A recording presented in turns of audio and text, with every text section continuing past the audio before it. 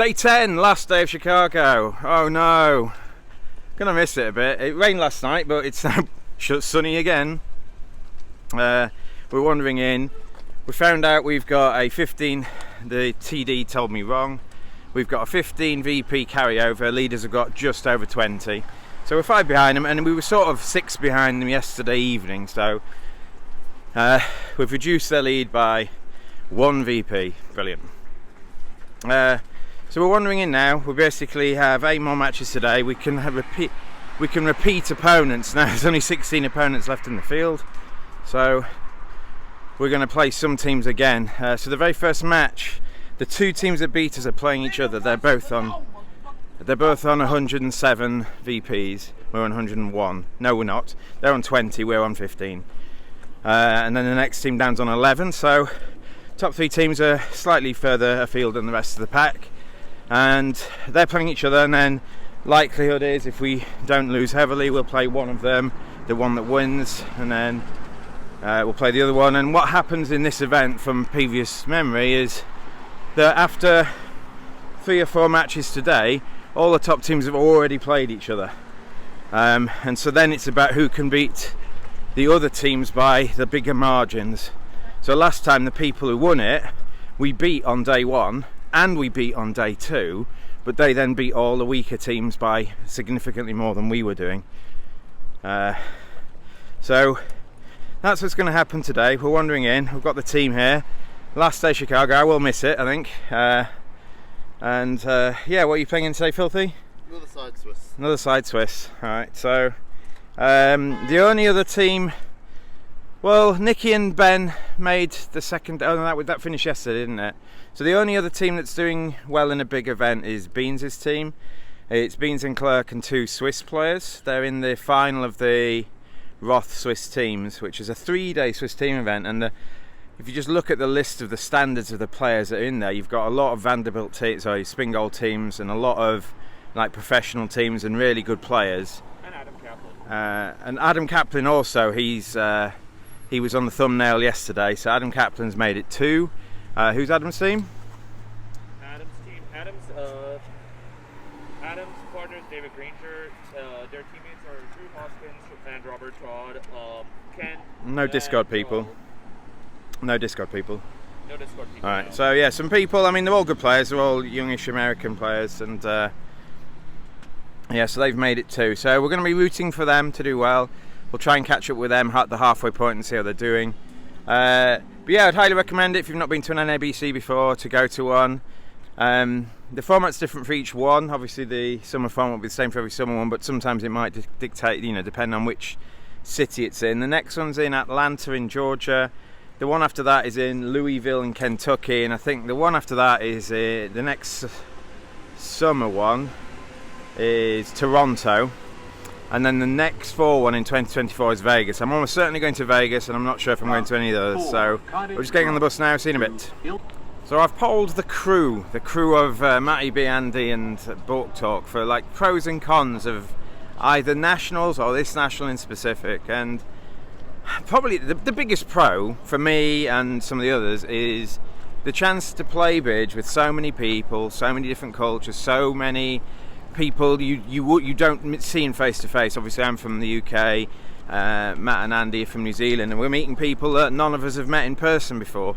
So that's really good. And not only that, the fields are huge, and because of the way they do these 2 and 3 day events, you get to play against some really good people. So the standard's also really good once you've made through day 1 potentially in some events, but some events are just good from the start. Like the Life Masters pairs, even the first day wasn't easy, and obviously the spin goal and stuff like that, so that's a huge plus. The negatives possibly might be, for at least Matt and I, the events feel like they're run 15 years in the past. The events are run manually. You deal your own boards and they pair the matches manually. You have to go in front of a board where they put a little slip in, a token to say this team's playing at this table. They don't use bridge mates, and I don't know, so the shuffling your own boards, I think that is to stop overhearing things at other tables, and you know, obviously if they're shuffled there and then, there's no kind of you've heard something from someone else. Someone says, "Oh, I've got 2 key cards," loudly at another table, and you know which board they're talking about. It's very difficult to put that and play unbiased in that case if you've heard. And the other thing, you can't look around the room, so you can be dummy, and sometimes now you can sort of look at the next table accidentally and not see anything that's going to cost you. So I understand from a trying to stop cheating point of view that dealing your own boards helps with that. I don't like it, and I found it very frustrating for the vlog that I'm having to manually construct the hands afterwards, and that's just me. But the other thing, the pairing things manually, I'm like, why are we doing that in this day and age? They're hand putting the scores into the computer by hand and not using Bridgemates, and they're then doing pairings using the computer but then shouting out to someone else who writes on a board. You could easily just have Bridgemates doing all the scoring for you, and an electronic scoreboard that shows you the current standings of the VPs, and then a different scoreboard that tells you where you're sat. Or you just do Australian movement where you have your own team table? Yeah, where you have, each team has their own table, and you just get told on your Bridgemate where your East-West pairs have to go to a different table, and your North-South stays. So that just feels archaic to me, personally. And I've enjoyed it, and you know, it's not like I wouldn't play these events, but and it didn't happen to anyone in our flat. The other thing is they've had tablets for the spin gold. Is it last 16 or last 32? The last 16. I had tablets onwards, I think, and so you're sat in your own room with one opponent, and you have a tablet in front of you, effectively playing the spin gold on computers, and the tablets are connected, and then the other 2 players are sat in the other room, and when you explain meanings of the bid, you're explaining on your tablet so that both your opponents can see it on their tablets, but your partner can't hear anything. And I don't travel, for me, I mean, it might be different for other people. Some people might think, you know, holding cards in your hand is, you know, a bridge, and playing on a computer isn't. But for me, I don't travel all the way around the world to play on a computer. Like, I'm paying a lot of money to get here and a lot of money to play this event. I want the social interaction that comes from bridge, as well as playing with a deck of cards and playing with people and making silly jokes and stuff like that. So yeah, pros and cons. I think I would definitely try it, and it's the biggest event you can play in, really, like in terms of number of people of all different skill levels. So however good you are, you can come to this and there'll be something for you. What America does very well is they have limited events, a lot of limited events. So if you're improving, if you've not done the nationals before, if you've only been playing for 2 years, there's something for you where you won't be completely trounced because they cut off the top players. So in that regard, America's doing a really good thing. They've got a lot of the player base to care about master points, to come along and enter these silver rush, gold rush, red pointed, different things. And it's good because the players care about it, and that's what makes them come to these congresses. So it's pluses and minuses. I generally think everyone's enjoyed their trip, but I think 1 or 2 things could be a bit better. So you pick up Ace King Queen to 5, Ace Jack X, Jack 9 double turn, Jack 10X, and you're 4th to speak. You're unfavourable, and the bidding goes 3 diamonds, 3 hearts over call from partner, 5 diamonds on your right, and it's you to bid. So they've taken up all your room. Your partner's overcalled 3 hearts, vulnerable, so he's going to have his bid. This is Andy's hand, and you've got a decision. Now basically it's to whether to bid 5 hearts, 6 hearts, or something else. You could try like sit 5N and then correct 6 clubs to 6 hearts, which probably shows spades and hearts maybe, but I think you probably do that with 6-2 or something. So it's a choice basically what a partner's minor suit control is going to be like. Now if they've got avoid diamonds, you just want to bid 6 hearts. It's unlikely they've got 2 club cashes or that they lead one. If partner's got a stiff diamond, it's a bit harder now. Can you count 10, 12 tricks? If partner's got, let's say, the jack of spades and 5 good hearts, you've got 12 tricks in the majors. Opposite a stiff diamond, you've got no extra tricks there. So you need partners to have 2 club cards. So feels like it's a bit of a guess, but because they're sacrificing and partners bid vulnerable, it's probably odds on to bid 6. You might even miss 7 some of the time. So Andy bid 6. We won 13 imps on the board. They didn't bid it at the other table. I don't know what the auction was. So that was good, but you can make 7 by taking the club finesse, but you don't really want to be in it because trump spec 4-1. If the club finesse loses, you're going lots and lots off. So yeah, that was that board. Just found out that on our hand, we might have won that hand not because we bid to 6 hearts, but because our teammate psyched. So I don't endorse psyching all the time, but there are certain spots where there are like standard psychs that you need to be aware of when you're playing against people who are a bit aggressive and wild. So one of them is bidding 3N with dime support. So here it went 3 diamonds, 3 hearts, was it? Or double? Yeah, 3 diamonds double. So they've given them a chance. They haven't found a suit yet. And so on 3 diamonds double, Striven bid 3 no trumps.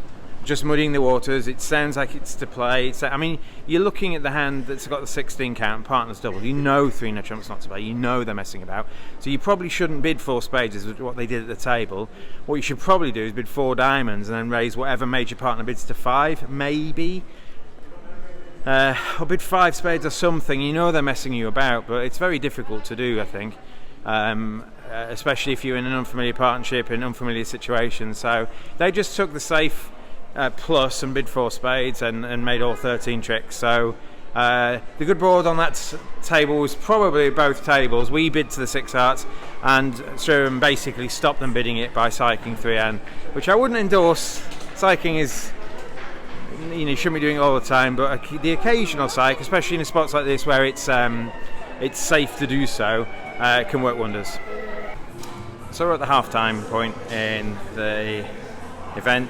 I haven't vlogged many because there weren't that many interesting decisions. There was a few, I might put them up on the screen in a sec if I decide to, but there's a few lead problems there where we led something that either dribbled up over tricks, dribbled off the contract, or failed to beat it or something. And I don't think they're awful leads, any of them.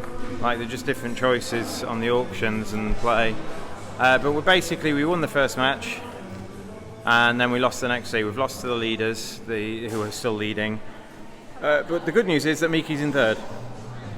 I believe Miki's in 3rd place. We're like 20 VPs off the pace now, which doesn't mean we're out of it. We scored in the first set yesterday. Our first 4 matches were huge, so we've got a chance at winning enough, and then they start tying with each other or losing, so that we can catch up. So mathematically, we're not out of it, but obviously, it's not necessarily in our hands anymore. So we bid up to 6 hearts. I'll give you the auction. The auction was quite nice, but you can see the 2 hands on the screen. South opened 1 heart. North bids 2 game forcing clubs with their 3 aces and jack. South bids 2 hearts, which is either 6 or it's probably some sort of weak no trump with well, not weak no trump, but like something like 4 spades, 5 hearts, 2-2 or something like that. So partner's going to have 6 hearts most of the time. So anyway, so North bids 3 hearts. South queues 4 clubs, which denies the ace of spades, ace or king of spades. Now you can see North's got the ace. So South's denied the king of spades, queues 4 clubs. North queues 4 diamonds, which shows a spade control, doesn't show a diamond control. South bids 4 hearts, knowing North will move with hands that make slam from this point, and North does move. North bids 4 spades to show effectively the diamond control. So North's shown controls and everything, but hasn't taken charge, or hasn't bid key card, so can't have everything. So that's a really nice bid from North, and South is then able to bid key card, and North can then show 3 aces. So South knows you've got all the key cards. They're missing the queen of trumps, so they ask for it with 5 spades. And North doesn't have the queen of trumps, so just signs off in 6 hearts. So you're in 6 hearts with these hands here, and it's not the best slam you've ever been in, but it basically needs the heart queen to come down, which in itself is over 50%. It all 2-2 breaks and 3-1 with a singleton queen, and also 4-0 breaks where the hand on the west hand has no hearts. So that's the line. So how do you play it? So they lead the jack of diamonds, and you've got to play this. So let's assume that hearts come in. Let's assume that for whatever happens, hearts come in. You need to try and not lose 2 spades. You can throw one of your spades on the ace of clubs, and you need to try and not lose 2 spade tricks. So what's the best odds? You could play ace of spades, spades to the 10, ace of spades, spades to the queen, or you can do something else. The best line in the suit is to run, it depends. Best line for most tricks is to run the queen. Best lines for fewest losers is to run the 10, I think. But anyway, what you're planning to do is run the queen or the 10, and you're going to take a double finesse against West. And the reason running the 10 is slightly better for only one loser is that if you play the 10 and West shows out, you can deviate. You can go up with the ace, and you can play one back and still make it when the king jack are offside. Okay? So that's what you're planning to do. But not only that, there might be some extra chances. Imagine if, so let's say the queen of hearts falls. And so at trick 2, I played ace king of hearts and the queen fell. Hearts are 2-2. When they're 2-2, you've got some extra chances as well. What you can do is, when you've taken the first spade finesse, if they can't exit in anything safe, you might be able to make it when they're both offside. So what you can do before taking a spade finesse is you can try and rough out one of the minors. You can try and pick which minor East has doubleton, and you can try and rough out the other one. So because I had 6 diamonds and 4 clubs initially, I played for East to have 2 diamonds initially, and what I did before I did anything with spades, after I've drawn trumps, is I played a diamond to the ace, I played ace of clubs throwing a spade, and I roughed a club. Now, if East has only 2 diamonds, East hasn't got an exit card. So when you run the 10 of spades, if East wins the jack, if East wins the king, it's all over. But if East wins the jack, and they haven't got a 3rd diamond, you've end played them because you've eliminated the club. It's called a partial elimination. You've eliminated some or all of one of the suits or some of the suits anyway. So it's not a total elimination. It's not guaranteed. It's not a guaranteed rough and discard. So I ran the 10 of spades. So I did this. I played ace in another club, roughed a club, and ran the 10 of spades. And I know I have a diamond rough back to my hand if I need it to play another spade. So the 10 of spades lost to the jack. They exited with a diamond. They ended up with 5. And now I'm feeling pretty confident. When East turns up with 5 diamonds initially, it felt like West has had a short suit. They've probably got a spade on it. Brilliant, yeah. So I crossed back to hand, ran the queen of spades, and it lost to the king. West has king jack X. Nearly any other play in spades works, but I think I've taken the best line. And not only have I taken a double spade finesse, which in itself is 75%, just that, I've also played for elimination as well, so that increases the odds up. So it's not the best time in the world. You need the queen of hearts to fall, but once the queen of hearts to fall, you've got to feel pretty aggrieved to go off like I did there. So we wind up getting to 4 diamonds on the following hand. The bidding goes, everyone passes, and I, as South, opened a diamond with my 18 count. It now goes 2 clubs by West, pass from partner, 2 diamonds by East, some sort of good club raise. I think they had a misunderstanding systemically here, but it basically showed a good club raise.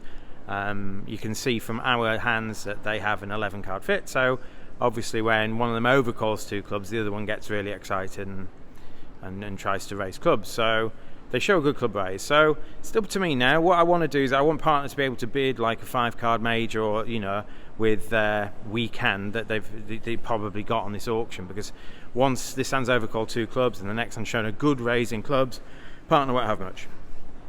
So I doubled rather than passing. I want partner to bid if they can, so I double. This goes pass. That he didn't quite know what the 2 diamonds meant in the auction, and partner bids 3 diamonds. Now partner could have passed this because I've doubled 2 diamonds, but partner bids 3 diamonds. They must have support now. They must have 4-card support. I've only promised 3, so partner must have 4 diamonds here. And no 5-card major, almost certainly. I think partner might have bid a 5-card major if they had one. And so the next one bids 4 clubs. Okay, whatever. I didn't quite know during the hand which hand had the 6th club, but my guess is it's the hand on my right, East. And now I've got a decision over 4 clubs. What to do? Well, they're both passed hands, and they've bid up to the 4 level as passed hands. Now they've got a stack of trumps. What do you do with mine? I've got ace, king, ace, king, ace. I mean, at match point, probably just double and hope it goes 2 off or something. Hope partner turns up with like a king or a queen somewhere or a trump trick. But at teams, it could be very dangerous to double here, because it could make. All it needs is a void diamond, and partner. We know partner's not got much. All it needs is a void diamond somewhere, and it might make. You know, a void diamond or a singleton spade or something like that. So you don't quite know what's happening. I don't think it'll be singleton spade. It's more like to be like a void diamond if partner has 5 diamonds, which is very likely, because she doesn't know I've got more than 3 on the auction. So maybe partner's got 5 diamonds here. So I weighed it all up, and then I decided, well, what do you do? I don't think you can pass. So you can either bid 4 diamonds, bid 5 diamonds, or double. So bid 4 diamonds, but if you're in 5 diamonds, look at the 2 hands. How would you make it? So I bid 4 diamonds at the end of the auction. So if you're in 5 diamonds, let's imagine you're in 5 diamonds, and at trick 1 it goes spade to the ace and a heart switch. So this is a fairly easy one if you've done these before, but if you haven't done these before, what you're looking to do is try and get rid of your heart losers. What options do you have? So they've gone a club to the ace and a heart switch. So I went up with the ace of hearts, because duckiness would guarantee me going off. And when I played the ace of hearts, my left-handed opponent played the jack. So that's good. That could be from king jack or queen jack. That's really good. It means hearts are probably breaking, but it also means that you can probably throw them in. So what you need for the throw-in to work is you need to be able to eliminate everything else but trumps. So you need to make sure when you exit in hearts, let's say at this position now, you're at trick 3. If you play a heart now, there's a chance that the hearts are blocked, that one of them's got a stiff honor left. So when I played the ace, the jack came. So imagine my left-hand opponent has got king jack doubleton or queen jack doubleton. When you next play a heart, they win it. Their partner can't overtake without killing a heart trick of theirs. So that's what you're looking for, but you need a bit more than that. So if you draw trumps, you need them to be breaking or pick-upable. So I cashed ace king of diamonds, and they broke 2-2. And I then need 4 spades to cash. So when you cash 4 spades, because what you need is to eliminate spades, but you also need to do it in a way where you throw your heart away. Because you need to throw 2 hearts away to avoid losing the 2 hearts that you were guaranteed to lose at the start. So you play 4 rounds of spades throwing a heart. Now you're down to 2 low hearts in hand, 3 low hearts in dummy, and trumps.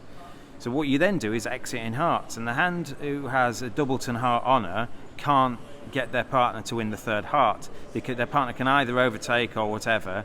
But what happens is they win it, and they're end played. They have to play a black card, and you get a rough and discard, which is when you can throw your last heart. You do need 4 spades to cash, because if you don't have 4 spades to cash, you do get the rough and discard, but your 4th heart was a winner. You need a discard for your 3rd heart. Your 4th heart goes on the spade, and your 3rd heart is what gets thrown on the rough and discard. So if you're in 5 diamonds, you'd have to do that to make it. The heart switch at trick 2 isn't what happened at the table. They played a diamond at trick 2. I found the same end play, and I made 11 in 4.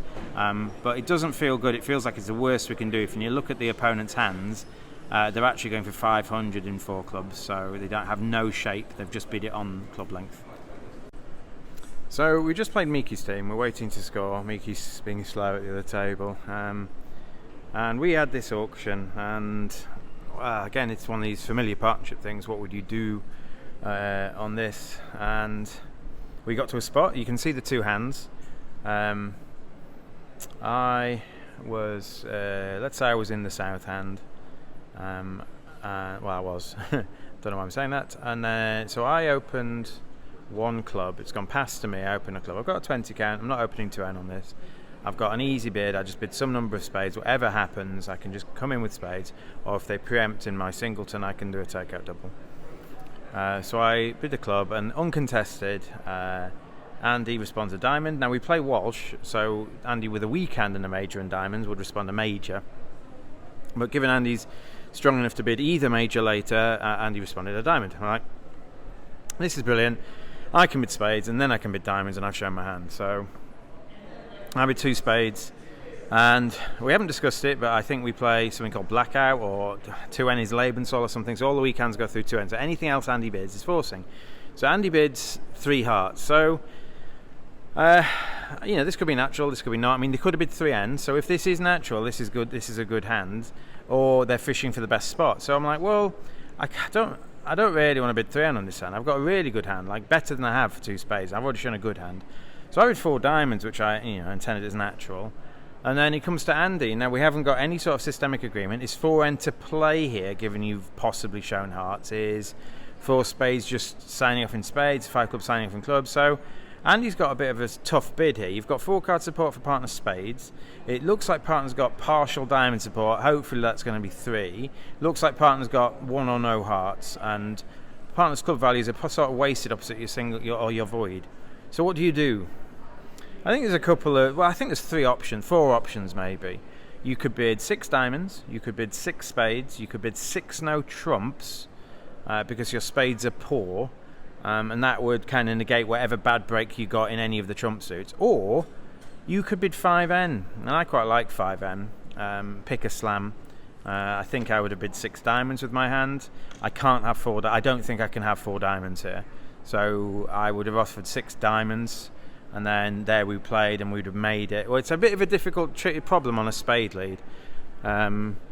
If they lead a spade, what would you do in 6 diamonds? You can have a think about that one. I'm not going to analyse that one for you. But what happened was Andy just bid 6 spades over 4 diamonds. Andy figured I've got a strong hand. Andy's got like a 13 count.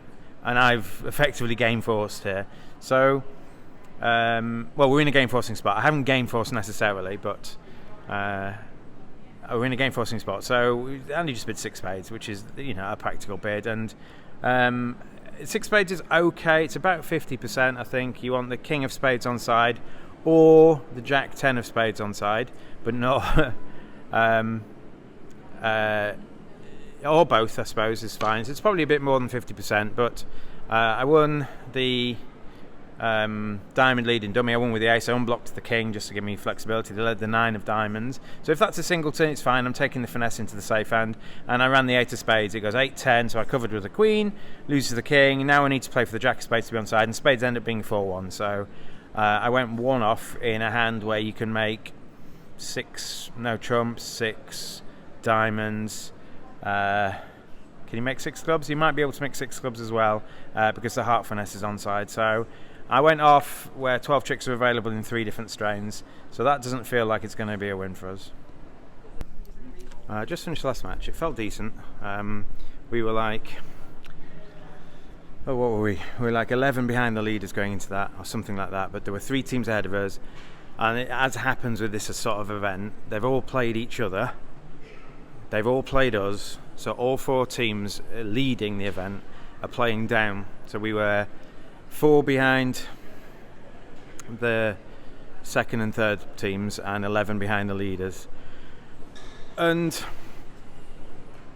you pick up... I'm trying to remember my hand. It might be my favourite hand of the week, just because of the situation it's in. It's in the last round, and I played it well. You pick up Ace X, Ace King X, King Jack 10... King Jack 10, 9 to 6, too low. So it's a good hand. Everyone's vulnerable, and it goes a spade past 2 spades to you. Well, you've got a very easy 3 diamonds. You're really good. This is a good 3 diamond bid. You could be worse. So you bid 3 diamonds. You can't be much better, to be honest, because you might double first and then bid. You've got a good hand. Opposite just the ace of diamonds, you might make 3M. It goes 4 spades on your left. 5 diamonds from partner, pass. Okay, you pass. I don't think you're going to make 6. And the next hand doubles. Okay, fine. Well, he's probably got ace king of clubs and some big black cards, maybe the ace of diamonds. Pass. And they lead the ace of clubs, and dummy goes down. You can see the dummy on the screen, and they play ace king of clubs and switch to the king of spades. So what do you do? So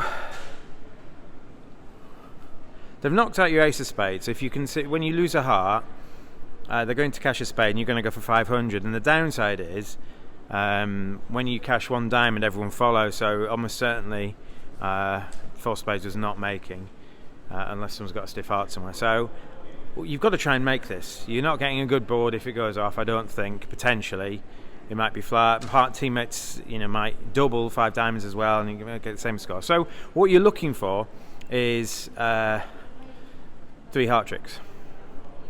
What are the best chances for 3 heart tricks? Well, someone could have a doubleton queen anywhere. Who is that likely to be? Well, The hand on your right has responded a spade. Responded to spades, and has shown up with nothing in diamonds, nothing in spades, maybe the jack, nothing in clubs, maybe the queen or jack. So what on earth have they got for their 2 spade bid? So I think they've got the queen of hearts, and if they have it, they probably won't have it doubleton, because when I've cashed 2 diamonds, the left-hand opponent follows, so he's almost certainly got shorter hearts than my right-hand opponent. So what possibilities are there? Well, there's a legitimate possibility and a sneaky possibility. The sneaky possibility is to run the jack and hope they don't cover and hope you make 3 heart tricks that way. But apologies, you need 4 heart tricks. I forgot to mention that. Not only that, you need 4 heart tricks. So you're not just playing for 3 heart tricks, you're playing for 4. So let's rewind that. Queen 10 doubleton is the only legitimate chance in either hand, and if either hand has queen 10 doubleton, you make 4 heart tricks. However, the hand on your left, like we just discussed, is unlikely to have the queen of hearts, but is also likely to be short in hearts. So if the hand on your left short in hearts without the queen, what holdings are there where you can make 4 heart tricks? The only holding is doubleton 10. If your left-hand opponent has doubleton 10, you can run the jack, queen, king, ace, and then your king drops the 10. But you need them to cover. So not only do you need the specific situation that exists, and it does exist because I did make it, you need the hand to cover, and if they duck it, I can't actually make 4 heart tricks. I make 3, but I can't make 4. So one of those, I saw the line, I felt confident, I played the jack of hearts, and she covered, and I made it. So it's very difficult to duck that, very difficult, and end up making 750. We haven't scored up yet, but that felt good, and that's possibly my favourite hand of the event. Event's over, people are backing away, and we came 3rd. We had a really good time, everyone played well. We had mistakes, of course, matches that didn't go our way. We lost to 2 of the teams twice, I think, something yesterday and today. The team that won, we beat heavily yesterday at match 5, and then they beat us 12-8 today. So we had a chance to kind of slow their lead, but they won by 15 VPs over second, and then second, third, and fourth were all close. We came 3rd. This is the second 0 to 10k I've entered, and it's the second one I've come 3rd in. So maybe 3rd's my thing. Just going to say bye to a few people. I think the Rothsys teams is still going on, and Beans is still in that. He's aiming for a top 10 finish. I think he said would be really good, and he was 13th last time I asked. So he's down there. I'm going to say bye to a few people. Nicky's at the bar, I think. People are going to go off. I had a really good time, so if you think you're coming to the next Nationals, there will be an event for you in terms of the tiering and the scheduling and things like that. There will be an event for you, even just open Swiss pairs to Swiss teams and bracketed teams. So I'd highly recommend it if you are thinking of coming. So yeah, peace out.